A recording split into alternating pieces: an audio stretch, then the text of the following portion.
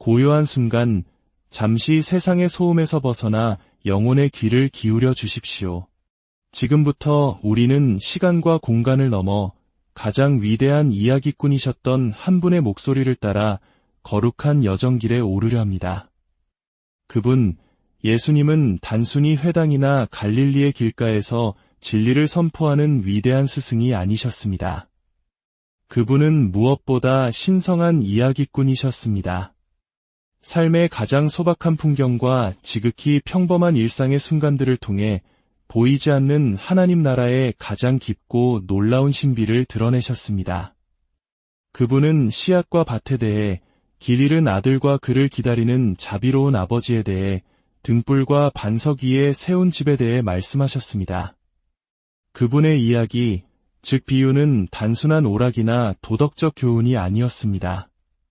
그것은 살아 숨쉬는 진리였고 사랑과 정의로 가득한 아버지 하나님의 마음을 향해 열린 창이었습니다.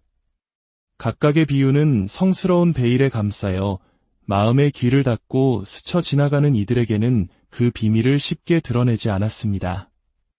하지만 듣고자 하는 열망, 열린 영혼, 그리고 내면 깊은 곳으로부터 변화되기를 갈망하는 이들에게는 활짝 열리는 하늘의 신비였습니다. 이야기들은 우리를 진리 앞에 세우고 선택의 기로에 서게 합니다.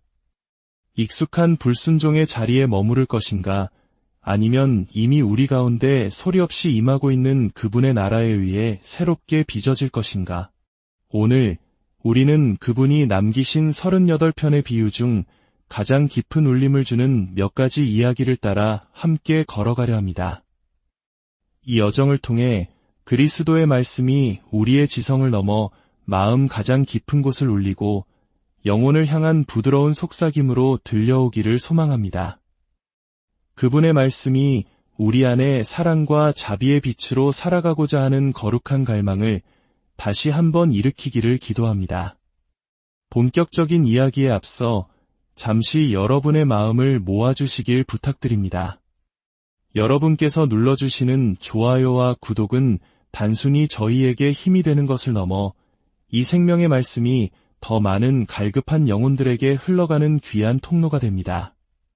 하나님의 은혜가 이 채널을 통해 더욱 널리 퍼져나갈 수 있도록 여러분의 손길로 이 거룩한 사역에 동참해 주십시오. 여러분의 삶에 하나님의 크신 축복이 늘 함께 하시기를 기원합니다. 자, 이제 당신의 마음을 위로부터 내려오는 씨앗을 받을 준비가 된 옥토처럼 부드럽게 기경하고 우리를 향한 그분의 첫 번째 이야기 속으로 들어가 보겠습니다. 우리가 가장 먼저 마주할 비유는 아마도 예수님께서 들려주신 모든 이야기 중 가장 깊은 감정적 울림을 주는 자비로운 아버지의 비유입니다.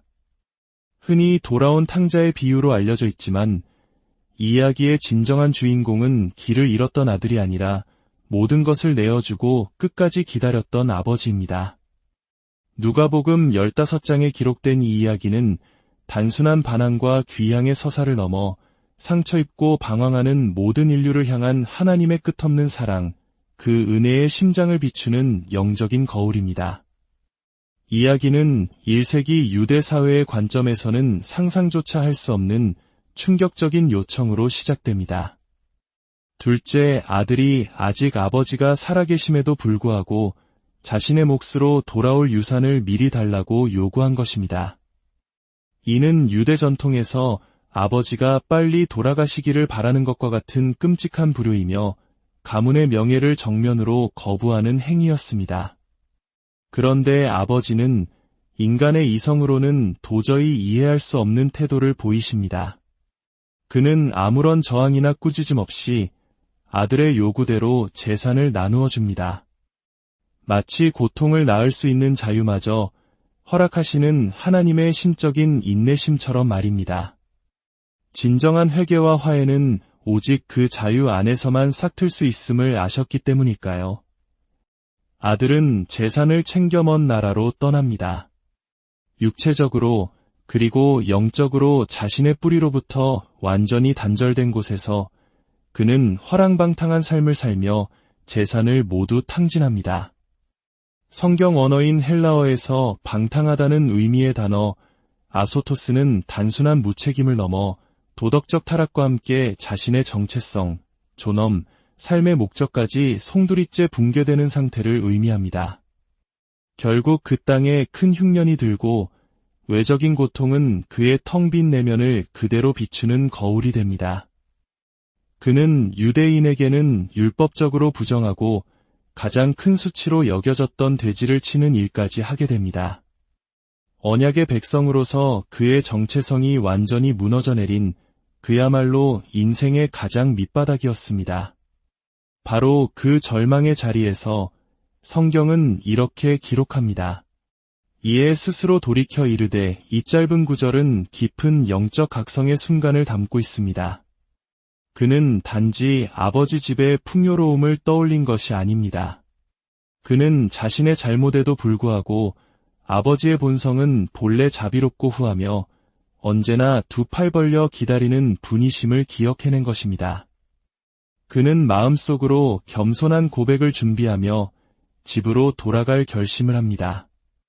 아버지, 내가 하늘과 아버지께 죄를 지었사오니 이제는 아들이라 불릴 자격이 없습니다. 나를 품꾼의 하나로 보아 주십시오. 그러나 아들은 자신이 준비한 그 고백을 끝까지 마치지 못합니다. 그가 아직 집에서 멀리 떨어져 있을 때 아버지가 먼저 그를 발견하고 달려나갑니다. 이 장면은 많은 것을 말해줍니다. 아버지는 아들이 떠나간 그 길을 매일같이 지켜보고 계셨던 것입니다. 분노가 아닌 간절한 기다림으로 말입니다. 그리고 아버지는 달립니다. 고대 중동 문화에서 연로한 가장이 옷자락을 붙잡고 달리는 것은 모든 체면과 존엄을 버리는 파격적인 행동이었습니다. 하지만 아들을 향한 아버지의 사랑은 그런 세상의 체면보다 훨씬 더 크고 절실했습니다. 아들이 미처 한마디 변명도 하기 전에 아버지는 그를 끌어안고 입을 맞춥니다. 그리고 아들은 낡고 더러운 옷만이 아니라 잃어버렸던 아들의 정체성으로 다시 입혀집니다. 가장 좋은 옷은 회복된 존엄을, 손에 반지는 권위를, 새 신발은 더 이상 종이 아닌 아들로서의 신분을 상징합니다. 그리고 조용한 환영이 아닌 성대한 잔치가 벌어집니다. 살진 송아지를 잡는 것은 은혜의 풍성함과 화해의 기쁨이 얼마나 큰지를 보여줍니다. 아버지는 외칩니다. 이내 아들은 죽었다가 다시 살아났으며 내가 잃었다가 다시 얻었노라. 침묵과 고통 속에 잠겨있던 집안은 이제 음악과 춤으로 가득 찹니다. 그러나 예수님은 이야기를 여기서 끝내지 않으십니다. 그분의 메시지는 돌아온 죄인에게만 향하는 것이 아니라 집을 떠나지는 않았지만 마음이 차갑게 식어버린 이들에게도 향하고 있었습니다. 밭에서 돌아온 큰아들은 잔치 소리를 듣고 기뻐하는 대신 분노에 휩싸입니다. 그의 말은 단순한 불평을 넘어 철저히 왜곡된 사랑과 보상 심리를 드러냅니다. 보십시오. 저는 여러 해 동안 아버지를 섬기며 단 한 번도 명을 어긴 적이 없는데 저에게는 친구들과 즐기라고 염소 새끼 한 마리도 주신 적이 없습니다. 이것은 바로 계산적인 신앙, 관계가 아닌 행위 중심의 종교적 태도를 보여줍니다. 그는 몸은 아버지의 집에 있었지만 마음은 이미 동생처럼 멀리 떠나 있었던 것입니다. 그러자 아버지는 또다시 밖으로 나갑니다. 이번에는 잃었던 아들을 맡기 위해서가 아니라 곁에 있었지만 마음으로 길을 잃은 또 다른 아들을 향해 간청하기 위해서입니다. 얘야, 너는 항상 나와 함께 있으니 내 것이 다 내 것이로되 이 내 동생은 죽었다가 살아났으며 잃었다가 얻었기로 우리가 즐거워하고 기뻐하는 것이 마땅하다. 이것은 책망이자 동시에 잔치로의 초대입니다. 아버지의 사랑은 공로에 따라 나뉘는 것이 아니라 자격 없는 자에게 넘치도록 부어지는 자비 위에 세워져 있음을 일깨워주는 것입니다. 그렇게 비유는 열린 결말로 끝이 납니다.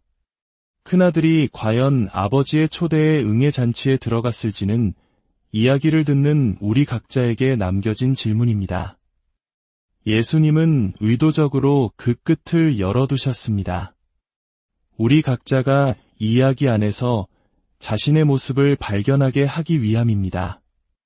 우리는 부끄러움을 안고 은혜를 기대하며 돌아오는 둘째 아들입니까? 아니면 겉으로는 순종하지만 마음속에는 분노와 비교의식으로 가득 찬 큰아들입니까? 이 비유는 하나님의 본성을 가장 선명하게 보여주는 창과 같습니다. 하나님은 우리의 자유를 존중하시고 우리의 떠남을 아파하시며 우리의 돌아옴에 모든 체면을 버리고 달려와 끌어안으시고 자기의로 가득 찬 마음에게도 끊임없이 잔치에 들어오라고 간청하시는 분입니다. 이 이야기는 인간의 이성을 뛰어넘는 하나님의 풍성한 은혜가 어떤 것인지를 우리에게 말해주고 있습니다. 자비가 넘치는 아버지의 집을 지나 이제 우리는 또 다른 이야기로 발걸음을 옮깁니다. 이번에는 사랑이 귀향이 아닌 실천으로 경계를 넘어서는 행동으로 나타나는 이야기입니다. 아버지의 집을 떠나 이엄히 도사리는 여리고 길 위에서 우리는 또 다른 모습의 하나님 사랑을 만나게 될 것입니다. 바로 선한 사마리아인의 비유입니다. 아버지의 집에서 울려 퍼지던 잔치의 선율이 아직 맘속에 남아있는 그 순간 예수님은 우리를 또 다른 집이 아닌 이엄과 연약함으로 가득한 길 위로 이끄십니다. 바로 그 길 위에서 자비는 더 이상 말이 아닌 온몸으로 살아 움직이며 은유에서 실제 행동으로 옮겨집니다. 누가복음 10장에 기록된 선한 사마리아인의 비유는 단순히 상처 입은 이를 돕는 착한 이야기가 아닙니다. 이 이야기는 하나님을 사랑하고 이웃을 사랑한다는 것이 과연 무엇인지, 그것이 관념이나 이론이 아니라 흙먼지 덮인 현실 속에서 어떻게 살아내야 하는 것인지를 보여주는 날카로운 계시입니다. 비유는 한 율법교사가 예수님을 시험하려는 불순한 의도로 던진 질문에서 시작됩니다. 선생님, 제가 무엇을 하여야 영생을 얻을 수 있습니까? 예수님은 직접적인 대답 대신 지혜롭게 반문하십니다. 율법에 무엇이라 기록되었으며 내가 그것을 어떻게 읽느냐? 율법교사는 신명기와 레위기 말씀을 인용하여 정확하게 대답합니다.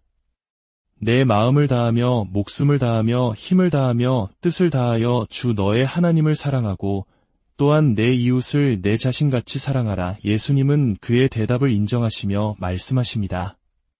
내 대답이 옳도다. 이를 행하라.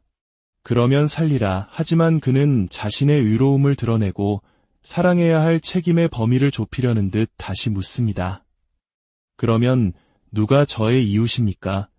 바로 이 자기중심적이고 방어적인 질문에 대해 예수님은 성경 전체에서 가장 도전적이고 심오한 이야기 중 하나를 들려주십니다. 한 사람이 예루살렘에서 여리고로 내려가다가 강도를 만났습니다.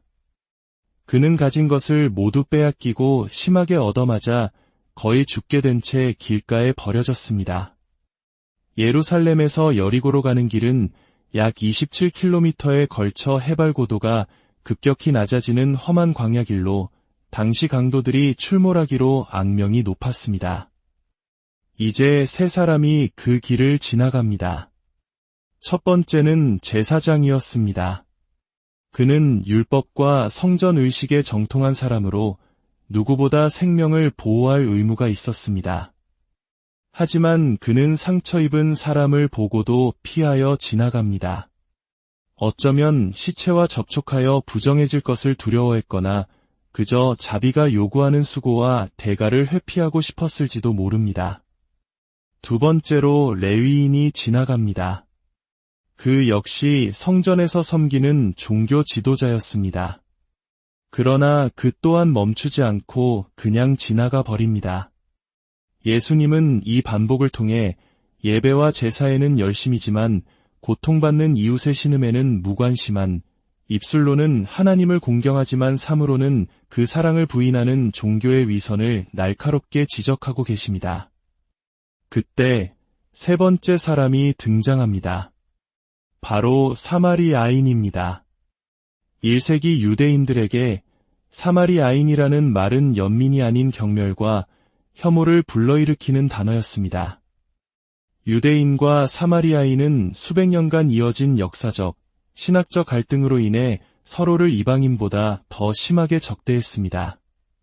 그러나 바로 이 종교적 이방인, 사회적으로 멸시받던 그가 길에 쓰러진 사람을 보고 불쌍히 여깁니다.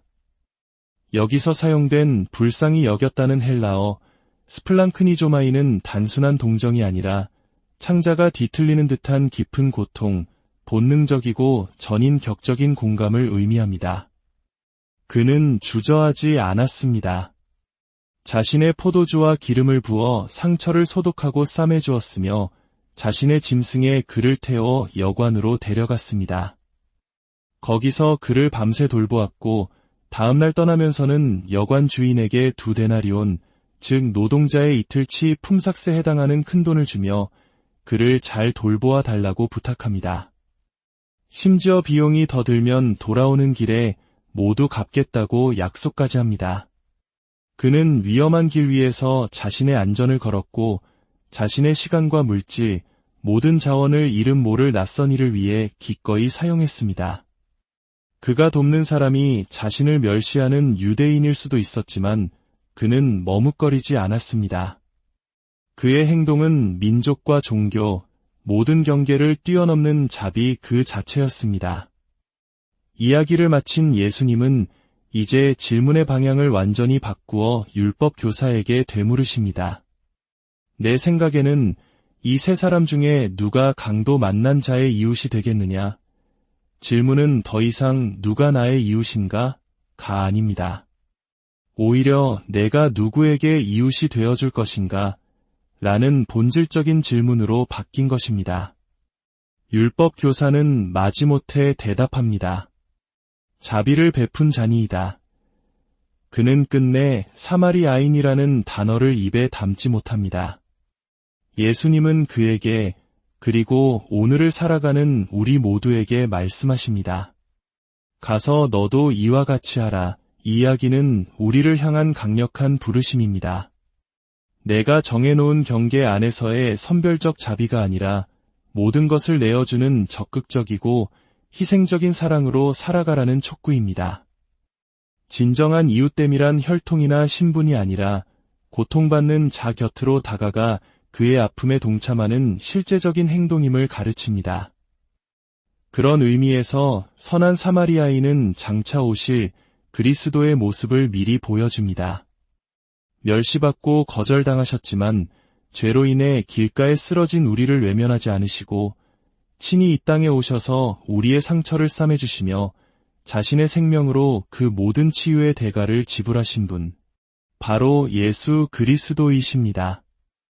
오늘도 여전히 수많은 이들이 인생의 열이고 길가에 상처 입은 채 방치되어 있습니다.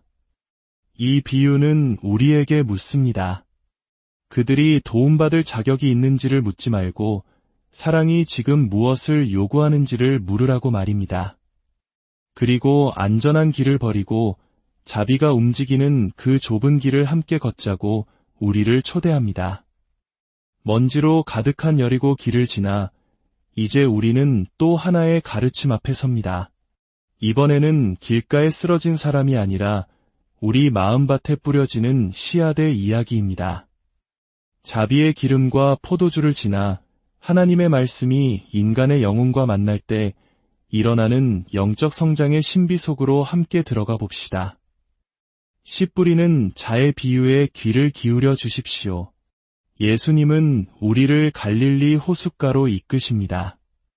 말씀을 듣기 위해 모여든 수많은 무리들 앞에서 그분은 배에 오르시고 이야기를 시작하십니다. 이번에는 폭력이나 불의가 아닌 우리 주변에서 흔히 볼 수 있는 씨앗과 밭에 대한 이야기입니다. 그러나 이 단순한 농사의 비유 속에는 인간의 마음을 깊이 꿰뚫는 날카로운 영적 통찰이 숨어 있습니다. 예수님께서는 이 비유가 다른 모든 비유를 이해하는 열쇠가 된다고 말씀하시며 그 중요성을 강조하셨습니다. 씨 뿌리는 자가 씨를 뿌리러 나갔다. 농부가 손으로 씨앗을 흩뿌리는 모습은 당시 사람들에게 매우 익숙한 풍경이었습니다. 그러나 예수님이 가르치고자 하신 것은 농사법이 아니었습니다. 살아있는 하나님의 말씀이라는 씨앗이 각기 다른 인간의 마음밭과 만날 때 어떤 일이 일어나는지를 보여주고자 하셨습니다. 비유에서 씨 뿌리는 자는 그리스도 자신 혹은 그분의 말씀을 전하는 모든 사람을 가리킵니다. 씨앗은 생명력을 가진 하나님의 말씀입니다. 놀랍게도 그 씨앗의 결실은 씨앗 자체의 문제가 아니라 그것이 떨어진 밭, 즉 우리 마음의 상태에 달려 있습니다. 첫 번째 밭은 길가입니다. 단단하게 굳어져서 씨앗이 전혀 들어갈 틈이 없는 땅입니다. 씨앗은 뿌리를 내리기도 전에 공중의 새들이 와서 먹어버립니다. 예수님은 이것이 교만과 냉소 혹은 세상의 염려로 굳어진 마음이라고 설명하십니다. 말씀이 마음에 닿기도 전에 악한 영이 와서 그 말씀을 빼앗아 가버리는 것입니다.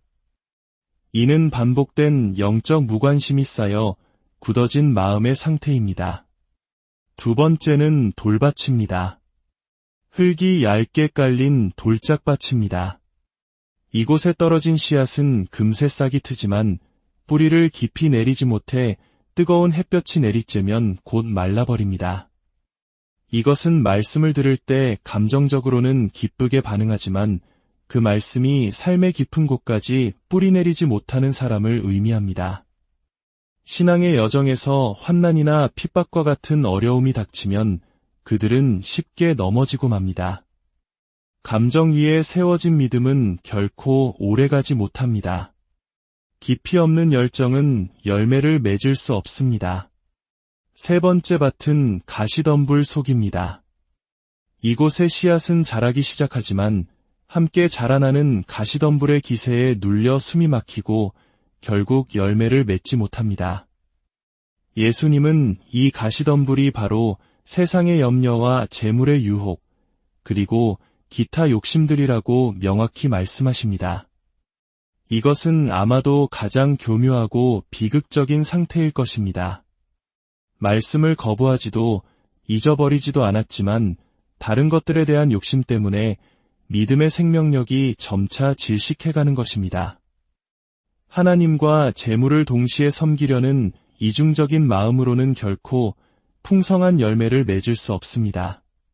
그리고 마침내 네 번째 좋은 땅이 등장합니다. 이 밭은 말씀을 듣고 깨달으며 정직하고 착한 마음으로 그 말씀을 간직하여 인내로써 결실하는 마음입니다. 이 땅이 처음부터 완벽했던 것은 아닙니다. 겸손으로 깊이 갈아엎어지고 회개의 눈물로 적셔지며 인내로 지켜낸 마음입니다. 이런 마음에 떨어진 말씀의 씨앗은 놀라운 결실을 맺습니다. 30배, 60배, 100배의 열매를 맺는 것입니다. 당시 농업기술로는 상상할 수 없는 이 엄청난 수확은 성령의 능력으로만 가능한 초자연적인 풍성함을 의미합니다. 그러나 이 비유는 우리에게 단순한 희망만을 말하지 않습니다. 씨 뿌리는 자는 길가든 돌밭이든 가시덤불이든 차별 없이 모든 땅에 씨앗을 뿌립니다. 이는 하나님의 은혜가 우리의 상태나 자격과 상관없이 모든 이에게 동일하게 주어진다는 진리를 보여줍니다. 이 비유는 설명이 아니라 우리 자신을 향한 진단입니다. 우리는 지금 어떤 마음밭을 가꾸고 있습니까? 회개의 부르심 앞에 여전히 굳어진 길가와 같지는 않습니까? 순간의 감동은 있었지만 어려움 앞에 쉽게 시들어버리는 돌밭은 아닙니까? 세상 염려라는 가시덤불이 우리 영혼의 숨을 막고 있지는 않습니까? 혹은 비록 부족하고 연약할지라도 날마다 하나님의 말씀이 뿌리 내릴 수 있도록 마음을 기경하며 풍성한 열매를 갈망하는 좋은 땅이 되어가고 있습니까? 영적인 삶의 열매는 단번에 맺히지 않습니다. 깨어 기도하며 자기를 부인하고 말씀이 우리 안에서 모든 것을 새롭게 할 때까지 조용히 견디는 인내의 시간이 필요합니다. 하나님의 나라는 눈부신 기적이 아니라 뿌려진 씨앗이 조용히 자라나 열매 맺는 생명의 역사로 이루어집니다. 씨앗이 자라나는 밭을 지나 이제 예수님은 우리를 또 다른 하나님 나라의 비밀로 초대하십니다. 그곳에는 밭에 감추어진 보화와 값진 진주가 우리를 기다리고 있습니다. 진정으로 가치 있는 것을 발견했을 때 우리의 삶이 어떻게 변화되는지에 대한 이야기입니다. 하나님의 말씀이 마음밭에 뿌리를 내리는 신비를 지나 이제 예수님은 그 말씀이 지닌 가치가 얼마나 엄청난 것인지에 대해 말씀하십니다. 마태복음 13장에 나오는 두 개의 짧은 비유, 감추인 보화와 값진 진주의 비유는 하나님 나라의 절대적인 가치를 깨달은 사람이 어떤 반응을 보이는지를 극명하게 보여줍니다. 먼저 밭에 감추인 보화의 이야기입니다. 천국은 마치 밭에 감추인 보화와 같으니 사람이 이를 발견한 후 숨겨두고 기뻐하며 돌아가서 자기의 소유를 다 팔아 그 밭을 샀느니라. 고대 사회에서는 은행이 없었기에 사람들이 귀중품을 밭에 묻어두는 일이 흔했습니다. 비유 속의 한 남자는 아마도 밭을 갈던 일꾼이었을 것입니다. 그는 그 보화를 찾으려 한 것이 아니라 일상 속에서 우연히 발견했습니다. 그러나 그 보화의 가치를 알아본 순간 그의 삶은 완전히 변합니다. 그의 모든 우선순위와 가치관이 즉각적으로 재편됩니다. 그는 자신이 가진 모든 것을 팔아야 한다는 사실에 슬퍼하거나 망설이지 않습니다. 오히려 기뻐하며 자신의 모든 소유를 팔아 그 밭을 삽니다. 그는 자신이 무엇을 잃는지가 아니라 무엇을 얻게 될지를 정확히 알고 있었기 때문입니다. 두 번째 비유는 좋은 진주를 구하는 상인의 이야기입니다. 또 천국은 마치 좋은 진주를 구하는 장사와 같으니 극히 값진 진주 하나를 발견함에 가서 자기의 소유를 다 팔아 그 진주를 샀느니라. 이 상인은 보화를 우연히 발견한 일꾼과는 다릅니다. 그는 전문가입니다.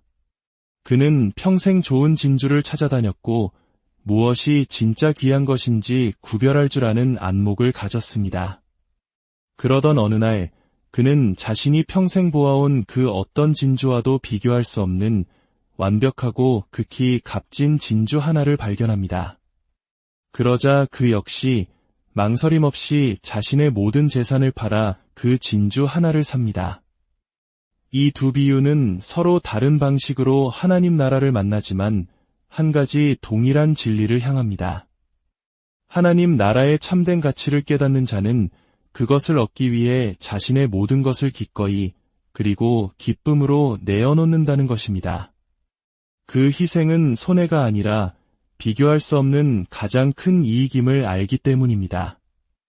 이 비유들은 단지 발견에 관한 이야기가 아니라 깨달음에 관한 이야기입니다. 수많은 사람들이 보화와 진주를 눈앞에 두고도 그 가치를 알아보지 못한 채 더 하찮은 것들에 마음을 빼앗기며 살아갑니다. 오직 영원한 것을 사모하는 마음만이 그 진짜 가치를 알아보고 모든 것을 걸 수 있습니다. 사도 바울은 빌립보서에서 이렇게 고백했습니다.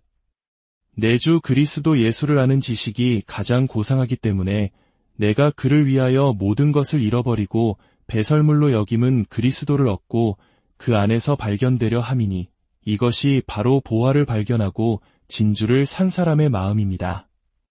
이 비유들은 오늘 우리에게 도전합니다.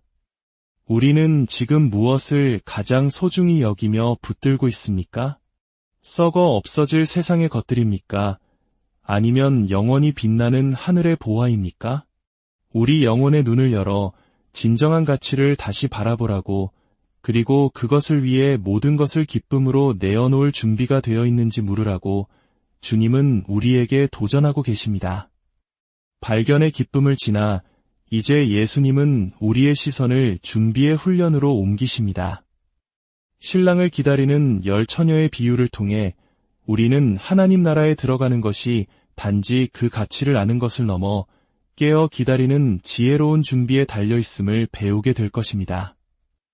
예수님의 공생의 마지막 주간, 십자가의 그림자가 짙게 드리운 때에 전해진 10처녀의 비유는 긴박감으로 가득 차 있습니다. 이 이야기는 세상 사람들이 아닌 신랑을 기다린다고 고백하는 교회, 바로 우리를 향한 엄중한 경고입니다. 그때의 천국은 마치 등을 들고 신랑을 맞으러 나간 10처녀와 같다 하리니, 고대 유대인의 결혼 풍습에서 신랑은 예고 없이 신부의 집을 찾아왔습니다. 그러면 신부의 들러리들은 등을 밝혀 신랑을 맞이하고 함께 혼인잔치에 들어갔습니다. 비유에 나오는 10처녀는 모두 신랑을 기다리는 사람들이었습니다. 그들은 모두 등불을 가지고 있었고 신랑이 더디오자 모두 깜빡 잠이 들었습니다. 겉으로 보기에는 아무 차이가 없었습니다. 그러나 그들 사이에는 보이지 않는 결정적인 차이가 있었습니다. 그 중에 5은 미련하고 5은 슬기 있는 자라. 그들의 지혜와 어리석음을 가른 것은 단 하나, 바로 기름이었습니다. 슬기로운 처녀들은 등과 함께 여분의 기름을 준비했지만 미련한 처녀들은 등만 가지고 있었던 것입니다. 여기서 기름은 무엇을 상징할까요? 교회 전통은 오랫동안 이것을 성령의 임재 혹은 지속적인 기도와 말씀을 통해 채워지는 내적인 영적 준비 상태로 해석해왔습니다. 등불, 즉 겉으로 보이는 신앙의 모습은 누구나 가질 수 있습니다. 그러나 그 불을 계속해서 밝힐 수 있는 내면의 기름은 평소에 꾸준히 준비하지 않으면 안 됩니다. 기름은 마지막 순간에 다른 사람에게서 빌릴 수도 급하게 만들어낼 수도 없는 것이기 때문입니다. 밤중에 소리가 나되 보라 신랑이로다. 맞으러 나오라 하매 신랑이 갑자기 도착하자 모두가 잠에서 깨어났습니다. 그러나 미련한 처녀들의 등불은 기름이 없어 꺼져가고 있었습니다. 그들이 슬기로운 처녀들에게 기름을 나눠달라고 애원했지만 슬기로운 처녀들은 거절합니다. 우리와 너희가 쓰기에 다 부족할까 하노니 차라리 파는 자들에게 가서 너희 쓸 것을 사라. 이것은 이기적인 행동이 아니라 영적인 준비는 누구도 대신해 줄 수 없다는 진리를 보여줍니다. 그들이 기름을 사러 간 사이에 신랑이 도착했고 준비되었던 슬기로운 처녀들만 신랑과 함께 혼인잔치에 들어가고 문은 닫혀버렸습니다. 뒤늦게 돌아온 미련한 처녀들이 문을 두드리며 외칩니다. 주여, 주여, 우리에게 열어주소서. 그러나 신랑의 대답은 차갑고 단호했습니다. 진실로 너희에게 이르노니 내가 너희를 알지 못하노라. 이것은 참으로 두려운 말씀입니다. 그들은 신랑을 기다린다고 생각했지만 정작 신랑은 그들을 모른다고 하십니다. 겉모습은 같았지만 진정한 관계와 내적인 준비가 없었기 때문입니다. 예수님은 이 비유를 마치시며 결론을 내리십니다. 그런즉 깨어있으라. 너희는 그날과 그때를 알지 못하느니라. 이 비유는 우리에게 묻습니다. 우리는 그저 등불만 들고 있는 신앙인은 아닙니까? 주일 예배, 기도 모임, 봉사활동 등 종교적인 형식은 갖추었지만 정작 하나님과의 친밀한 교제라는 기름, 매일의 삶 속에서 그분의 임재를 갈망하며 채우는 내면의 준비가 메말라 있지는 않습니까? 주님은 언제 오실지 모릅니다. 그러므로 우리는 오늘, 바로 지금 깨어서 우리의 등불과 기름을 점검해야 합니다. 기다림의 비유를 지나 이제 우리는 다시 밭으로 돌아갑니다. 이번에는 선과 악이 함께 자라나는 세상 속에서 하나님의 인내와 마지막 심판의 신비를 다루는 곡식과 가라지의 비유를 마주하게 됩니다. 하늘나라는 좋은 씨를 자기 밭에 뿌린 사람과 같습니다. 그런데 사람들이 잠든 밤에 원수가 와서 밀밭 가운데 가라지를 덧뿌리고 갔습니다. 가라지는 독을 품은 잡초로 초기 성장 단계에서는 밀과 거의 구별이 되지 않습니다. 싹이 나고 자랄 때 종들이 주인에게 와서 묻습니다. 주인님, 밭에 가라지가 났습니다. 우리가 가서 저것들을 뽑아버릴까요? 이 종들의 열심은 어쩌면 오늘날 교회 안에서 쉽게 찾아볼 수 있는 모습입니다. 악을 즉시 제거하고 공동체를 정화하려는 조급한 열정입니다. 그러나 주인은 하나님의 오래 참으심을 닮은 지혜로 대답합니다. 가만두어라. 가라지를 뽑다가 곡식까지 다칠까 염려하노라. 둘 다 추수 때까지 함께 자라게 두어라. 추수 때에 내가 추수꾼들에게 말하기를 가라지는 먼저 거두어 불사르게 단으로 묶고 곡식은 모아 내 곡간에 넣으라 하리라. 이 대답은 정의를 포기하는 것이 아니라 섣부른 인간의 판단을 경계하시는 하나님의 깊은 섭리를 보여줍니다. 하나님은 의인과 악인이 모두 성숙해질 때까지 시간을 주십니다. 때로는 악이 번성하는 것처럼 보여도 하나님은 침묵하시는 것이 아니라 인내하며 기다리고 계시는 것입니다. 후에 예수님은 제자들에게 이 비유의 의미를 직접 설명해 주십니다. 좋은 씨를 뿌리는 이는 인자, 즉 예수님 자신이며 밭은 세상입니다. 좋은 씨는 하나님 나라의 아들들이고 가라지는 악한 자의 아들들, 즉 마귀에게 속한 자들입니다. 추수 때는 세상의 끝이요, 추수꾼들은 천사들입니다. 이 설명은 영적 전쟁이 실제하며 이 세상은 선과 악이 치열하게 공존하는 밭이라는 사실을 분명히 보여줍니다. 교회 안에도 가라지는 존재할 수 있습니다. 그러나 우리의 역할은 누가 가라지인지 섣불리 판단하고 정죄하는 심판관이 되는 것이 아닙니다. 우리의 부르심은 이 혼란스러운 세상 속에서도 묵묵히 하나님 나라의 아들들로서 좋은 열매를 맺으며 인내로서 추수의 날을 기다리는 것입니다. 최종적인 심판은 오직 밭의 주인이신 하나님께 속해 있습니다. 그리고 그 마지막 날 의인들은 자기 아버지의 나라에서 해와 같이 빛나게 될 것입니다. 세상의 밭에서 인내를 배우고 난 우리는 이제 전혀 다른 풍경으로 초대됩니다. 이번에는 밭이 아닌 양떼, 추수꾼이 아닌 목자의 이야기입니다. 이름 하나하나를 아시고 기꺼이 목숨을 내어주시는 선한 목자의 비유를 통해 우리는 신적인 친밀함의 극치를 경험하게 될 것입니다. 요한복음 10장에서 예수님은 이스라엘 백성에게 가장 친숙한 이미지인 목자를 통해 자신과 우리 사이의 관계가 어떠한 것인지를 말씀하십니다. 나는 선한 목자라. 선한 목자는 양들을 위하여 목숨을 버리거니와 이것은 단순한 비유를 넘어 십자가를 향한 예언적 선포입니다. 사꾼 목자는 이리가 오면 양들을 버리고 도망가지만 선한 목자는 양들을 지키기 위해 자신의 생명을 내어놓습니다. 이것은 어쩔 수 없는 희생이 아니라 사랑으로 말미암은 자발적인 선택입니다. 더욱 놀라운 것은 그 관계의 깊이입니다. 나는 내 양을 알고 양도 나를 아는 것이 아버지께서 나를 아시고 내가 아버지를 아는 것과 같으니, 여기서 안다는 것은 단순한 지식적 알미 아닙니다. 그것은 경험을 통해 쌓이는 깊고 인격적인 친밀감입니다. 선한 목자는 수많은 양떼 속에서도 자기 양 한 마리 한 마리의 이름을 부르시며 양들은 그 목소리를 알아듣고 따릅니다. 우리의 목자 되신 예수님은 우리를 익명의 존재로 대하지 않으시고 우리의 이름과 모든 상황을 아시는 분입니다. 예수님은 또한 이렇게 말씀하십니다. 유리에 들지 아니한 다른 양들이 내게 있어 내가 인도하여야 할 터이니 그들도 내 음성을 듣고 한 무리가 되어 한 목자에게 있으리라. 이 말씀은 유대인의 경계를 넘어 모든 민족과 열방을 향한 구원의 문을 활짝 여시는 선언입니다. 주님의 마음은 어떤 문화나 전통에 갇히지 않으며 그분의 음성에 반응하는 모든 이를 사랑으로 품으십니다. 이 선한 목자의 이미지는 역사 속에서 수많은 성도들에게 위로와 용기가 되었습니다.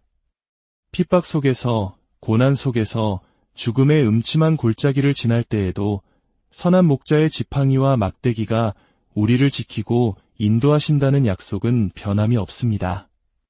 선한 목자의 음성이 영혼 깊은 곳을 울리는 가운데 예수님은 이제 우리를 모든 비유의 종착역이자 마지막 심판의 장면으로 인도하십니다. 목자의 친밀한 돌봄은 이제 만왕의 왕이신 심판주의 권위 앞에 자리를 내어줍니다. 바로 양과 염소의 비유입니다. 마태복음 25장에 기록된 이 장면은 성경 전체에서 가장 장엄하고 두려운 최후 심판의 모습입니다. 인자이신 예수님께서 모든 천사와 함께 영광의 보좌에 앉으시고 모든 민족이 그 앞에 모입니다. 그리고 위대한 분리가 시작됩니다. 그 기준은 놀라울 정도로 단순하지만 우리의 영혼을 뒤흔듭니다. 목자가 양과 염소를 구분하는 것 같이 하여 양은 그 오른편에 염소는 왼편에 두리라 왕은 오른편에 있는 양들에게 말씀하십니다. 내 아버지께 복받을 자들이여 나와 창세로부터 너희를 위하여 예비된 나라를 상속받으라. 내가 줄일 때에 너희가 먹을 것을 주었고 목마를 때에 마시게 하였고 나그네 되었을 때에 영접하였고 헐벗었을 때에 옷을 입혔고 병들었을 때에 돌보았고 옥에 갇혔을 때에 와서 보았느니라. 그러자 의인들이 놀라며 묻습니다. 주여, 우리가 어느 때에 주께서 줄이신 것을 보고 음식을 대접하였으며 목마르신 것을 보고 마시게 하였나이까? 그들은 자신들이 왕을 섬겼다는 사실조차 인지하지 못했습니다. 그들의 자비는 계산된 행동이 아니라 은혜의 젖은 삶에서 자연스럽게 흘러나온 본능이었기 때문입니다. 왕은 대답하십니다. 내가 진실로 너희에게 이르노니 너희가 여기 내 형제 중에 지극히 작은 자 하나에게 한 것이 곧 내게 한 것이니라. 이 한 문장으로 예수님은 자신과 고통받는 모든 이들을 완전히 동일시하십니다. 굶주리고 헐벗고 병들고 소외된 이웃에게 베푼 작은 친절 하나하나가 바로 주님 자신에게 한 것이라고 선언하십니다. 반대로 왼편에 있는 염소들은 정반대의 심판을 받습니다. 그들의 죄는 적극적인 악행이 아니었습니다. 그들의 죄는 무관심이었습니다. 고통받는 이웃을 보고도 외면하고 지나쳐버린 것, 그것이 바로 주님을 외면한 죄가 되었습니다. 이 비유는 행위로 구원을 받는다는 말이 아닙니다. 이것은 참된 믿음, 살아있는 믿음은 반드시 이웃을 향한 사랑의 행위라는 열매를 맺게 되어 있다는 진리의 선포입니다. 하나님을 향한 사랑과 이웃을 향한 사랑은 결코 분리될 수 없습니다. 이제 모든 비유의 여정을 마무리하며 우리는 다시금 우리의 삶을 돌아봅니다. 우리는 주님께서 우리 주변에 보내주신 지극히 작은 자들 속에서 주님의 얼굴을 발견하며 사랑으로 반응하고 있습니까? 아니면 그들의 필요를 외면하며 주님을 지나쳐버리고 있습니까? 마지막 날 왕의 보좌 앞에서 우리의 믿음은 입술의 고백이 아닌 사랑으로 살아낸 삶을 통해 증명될 것입니다. 예수님께서 들려주신 이야기들은 단순한 옛날 이야기가 아니라 오늘을 살아가는 우리를 향한 살아있는 하나님의 말씀입니다. 이 이야기들이 여러분의 삶에 깊이 뿌리내려 30배, 60배, 100배의 아름다운 열매를 맺기를 우리 주 예수 그리스도의 이름으로 간절히 축원합니다. 오늘 이 거룩한 여정에 끝까지 함께해 주셔서 진심으로 감사합니다. 하나님의 말씀이 주는 위로와 도전이 여러분의 남은 고요한 순간 잠시 세상의 소음에서 벗어나 영혼의 귀를 기울여 주십시오. 지금부터 우리는 시간과 공간을 넘어 가장 위대한 이야기꾼이셨던 한 분의 목소리를 따라 거룩한 여정길에 오르려 합니다. 그분, 예수님은 단순히 회당이나 갈릴리의 길가에서 진리를 선포하는 위대한 스승이 아니셨습니다. 그분은 무엇보다 신성한 이야기꾼이셨습니다. 삶의 가장 소박한 풍경과 지극히 평범한 일상의 순간들을 통해 보이지 않는 하나님 나라의 가장 깊고 놀라운 신비를 드러내셨습니다. 그분은 씨앗과 밭에 대해, 길 잃은 아들과 그를 기다리는 자비로운 아버지에 대해, 등불과 반석 위에 세운 집에 대해 말씀하셨습니다.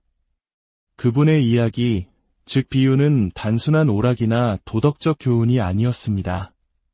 그것은 살아 숨쉬는 진리였고 사랑과 정의로 가득한 아버지 하나님의 마음을 향해 열린 창이었습니다. 각각의 비유는 성스러운 베일에 감싸여 마음의 귀를 닫고 스쳐 지나가는 이들에게는 그 비밀을 쉽게 드러내지 않았습니다. 하지만 듣고자 하는 열망, 열린 영혼, 그리고 내면 깊은 곳으로부터 변화되기를 갈망하는 이들에게는 활짝 열리는 하늘의 신비였습니다. 이 이야기들은 우리를 진리 앞에 세우고 선택의 기로에 서게 합니다. 익숙한 불순종의 자리에 머무를 것인가, 아니면 이미 우리 가운데 소리 없이 임하고 있는 그분의 나라에 의해 새롭게 빚어질 것인가. 오늘 우리는 그분이 남기신 38편의 비유 중 가장 깊은 울림을 주는 몇 가지 이야기를 따라 함께 걸어가려 합니다. 이 여정을 통해 그리스도의 말씀이 우리의 지성을 넘어 마음 가장 깊은 곳을 울리고 영혼을 향한 부드러운 속삭임으로 들려오기를 소망합니다.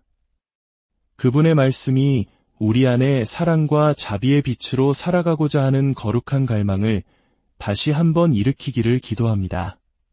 본격적인 이야기에 앞서 잠시 여러분의 마음을 모아주시길 부탁드립니다. 여러분께서 눌러주시는 좋아요와 구독은 단순히 저희에게 힘이 되는 것을 넘어 이 생명의 말씀이 더 많은 갈급한 영혼들에게 흘러가는 귀한 통로가 됩니다. 하나님의 은혜가 이 채널을 통해 더욱 널리 퍼져나갈 수 있도록 여러분의 손길로 이 거룩한 사역에 동참해 주십시오. 여러분의 삶에 하나님의 크신 축복이 늘 함께 하시기를 기원합니다. 자, 이제 당신의 마음을 위로부터 내려오는 씨앗을 받을 준비가 된 옥토처럼 부드럽게 기경하고 우리를 향한 그분의 첫 번째 이야기 속으로 들어가 보겠습니다. 우리가 가장 먼저 마주할 비유는 아마도 예수님께서 들려주신 모든 이야기 중 가장 깊은 감정적 울림을 주는 자비로운 아버지의 비유입니다. 흔히 돌아온 탕자의 비유로 알려져 있지만 이 이야기의 진정한 주인공은 길을 잃었던 아들이 아니라 모든 것을 내어주고 끝까지 기다렸던 아버지입니다. 누가복음 15장에 기록된 이 이야기는 단순한 반항과 귀향의 서사를 넘어 상처 입고 방황하는 모든 인류를 향한 하나님의 끝없는 사랑, 그 은혜의 심장을 비추는 영적인 거울입니다. 이야기는 1세기 유대 사회의 관점에서는 상상조차 할 수 없는 충격적인 요청으로 시작됩니다. 둘째, 아들이 아직 아버지가 살아계심에도 불구하고 자신의 몫으로 돌아올 유산을 미리 달라고 요구한 것입니다. 이는 유대 전통에서 아버지가 빨리 돌아가시기를 바라는 것과 같은 끔찍한 불효이며 가문의 명예를 정면으로 거부하는 행위였습니다. 그런데 아버지는 인간의 이성으로는 도저히 이해할 수 없는 태도를 보이십니다. 그는 아무런 저항이나 꾸짖음 없이 아들의 요구대로 재산을 나누어 줍니다. 마치 고통을 낳을 수 있는 자유마저 허락하시는 하나님의 신적인 인내심처럼 말입니다. 진정한 회개와 화해는 오직 그 자유 안에서만 싹틀 수 있음을 아셨기 때문일까요? 아들은 재산을 챙겨 먼 나라로 떠납니다. 육체적으로 그리고 영적으로 자신의 뿌리로부터 완전히 단절된 곳에서 그는 허랑방탕한 삶을 살며 재산을 모두 탕진합니다. 성경 언어인 헬라어에서 방탕하다는 의미의 단어 아소토스는 단순한 무책임을 넘어 도덕적 타락과 함께 자신의 정체성, 존엄, 삶의 목적까지 송두리째 붕괴되는 상태를 의미합니다. 결국 그 땅에 큰 흉년이 들고 외적인 고통은 그의 텅 빈 내면을 그대로 비추는 거울이 됩니다. 그는 유대인에게는 율법적으로 부정하고 가장 큰 수치로 여겨졌던 돼지를 치는 일까지 하게 됩니다. 언약의 백성으로서 그의 정체성이 완전히 무너져 내린 그야말로 인생의 가장 밑바닥이었습니다. 바로 그 절망의 자리에서 성경은 이렇게 기록합니다. 이에 스스로 돌이켜 이르되 이 짧은 구절은 깊은 영적 각성의 순간을 담고 있습니다. 그는 단지 아버지 집의 풍요로움을 떠올린 것이 아닙니다. 그는 자신의 잘못에도 불구하고 아버지의 본성은 본래 자비롭고 후하며 언제나 두 팔 벌려 기다리는 분이심을 기억해낸 것입니다. 그는 마음속으로 겸손한 고백을 준비하며 집으로 돌아갈 결심을 합니다. 아버지, 내가 하늘과 아버지께 죄를 지었사오니 이제는 아들이라 불릴 자격이 없습니다. 나를 품꾼의 하나로 보아 주십시오. 그러나 아들은 자신이 준비한 그 고백을 끝까지 마치지 못합니다. 그가 아직 집에서 멀리 떨어져 있을 때 아버지가 먼저 그를 발견하고 달려나갑니다. 이 장면은 많은 것을 말해줍니다. 아버지는 아들이 떠나간 그 길을 매일같이 지켜보고 계셨던 것입니다. 분노가 아닌 간절한 기다림으로 말입니다. 그리고 아버지는 달립니다. 고대 중동 문화에서 연로한 가장이 옷자락을 붙잡고 달리는 것은 모든 체면과 존엄을 버리는 파격적인 행동이었습니다.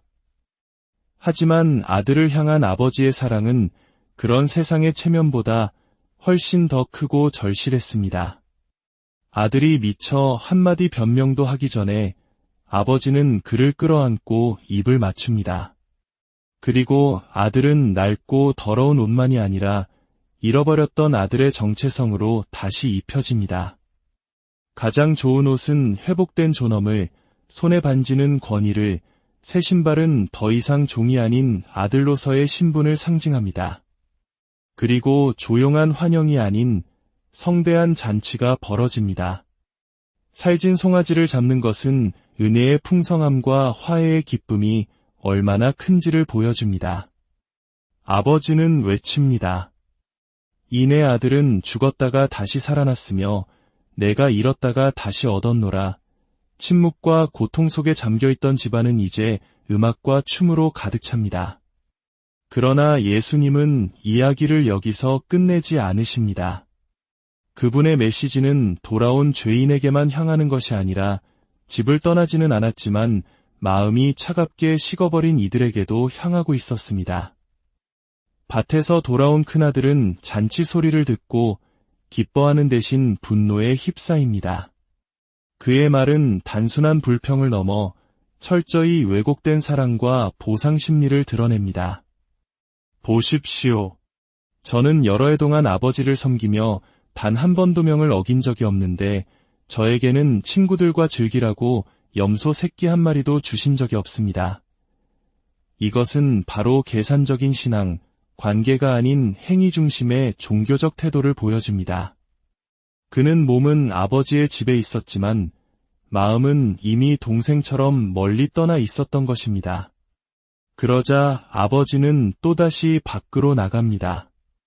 이번에는 잃었던 아들을 맡기 위해서가 아니라 곁에 있었지만 마음으로 길을 잃은 또 다른 아들을 향해 간청하기 위해서입니다.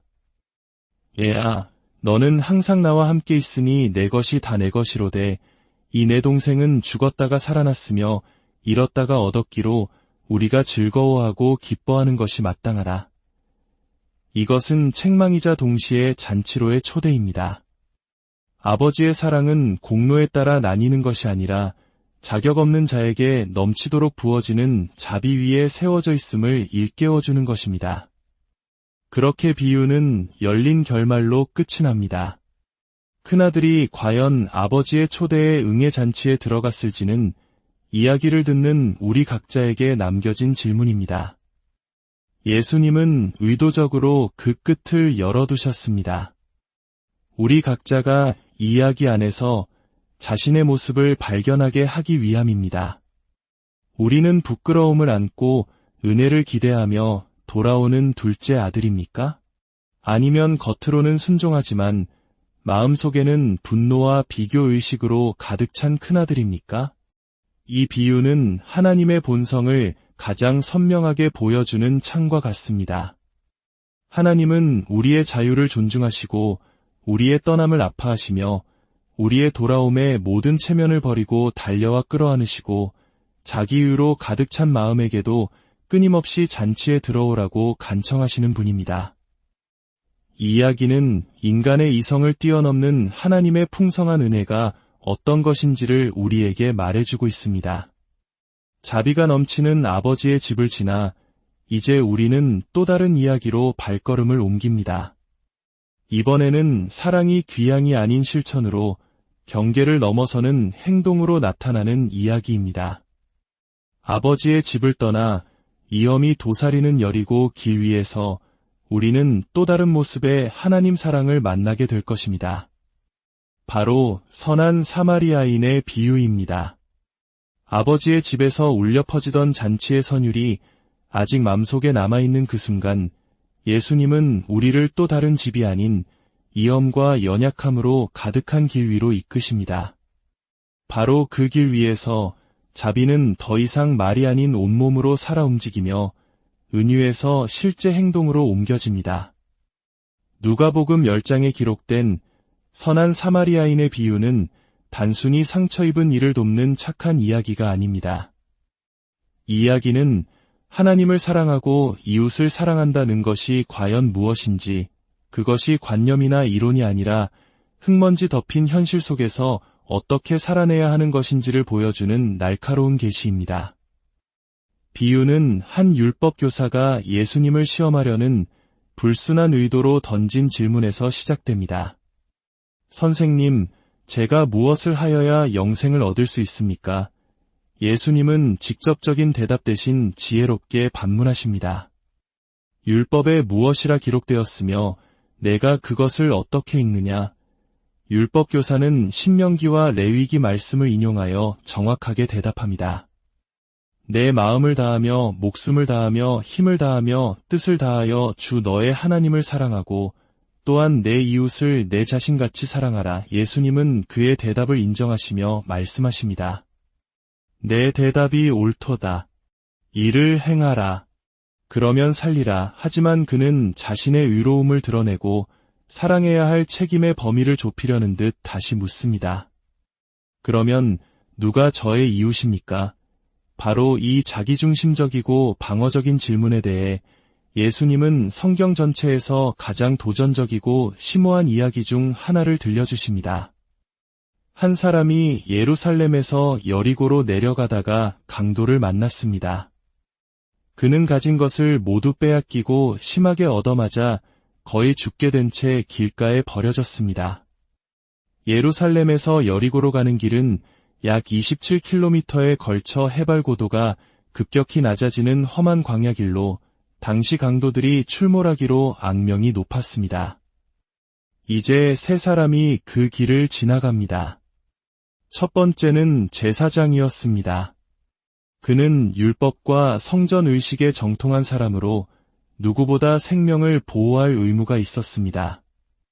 하지만 그는 상처 입은 사람을 보고도 피하여 지나갑니다.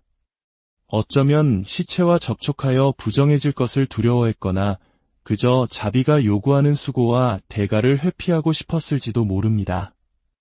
두 번째로 레위인이 지나갑니다. 그 역시 성전에서 섬기는 종교 지도자였습니다. 그러나 그 또한 멈추지 않고 그냥 지나가 버립니다. 예수님은 이 반복을 통해 예배와 제사에는 열심이지만 고통받는 이웃의 신음에는 무관심한, 입술로는 하나님을 공경하지만 삶으로는 그 사랑을 부인하는 종교의 위선을 날카롭게 지적하고 계십니다. 그때 세 번째 사람이 등장합니다. 바로 사마리아인입니다. 1세기 유대인들에게 사마리아인이라는 말은 연민이 아닌 경멸과 혐오를 불러일으키는 단어였습니다. 유대인과 사마리아인은 수백 년간 이어진 역사적, 신학적 갈등으로 인해 서로를 이방인보다 더 심하게 적대했습니다. 그러나 바로 이 종교적 이방인, 사회적으로 멸시받던 그가 길에 쓰러진 사람을 보고 불쌍히 여깁니다.